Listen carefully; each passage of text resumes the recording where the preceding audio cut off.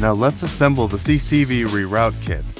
Connect the black hose to the interface of the breathing filter and fix the connection with a clamp.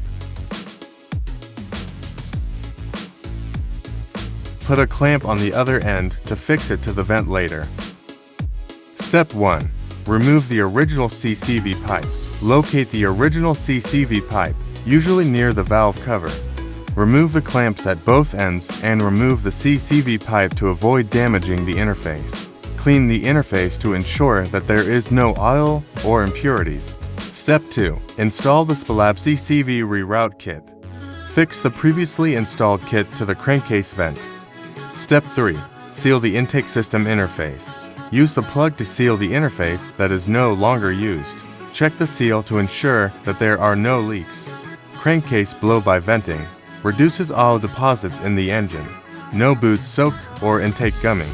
Increases the longevity of parts. Eliminates Crankcase Box. Frees up space under the hood for more activities.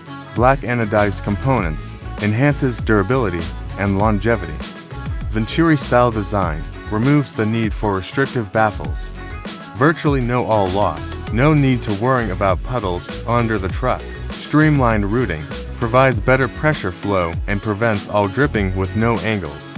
The CCV ReRoute kit design is suitable for high-performance, modified or heavy-duty vehicles, especially those who want to reduce intake pollution and improve engine cleanliness. Legality, because some regions have strict requirements on exhaust emissions. Please understand local regulations before installing this type of CCV ReRoute kit to ensure compliance.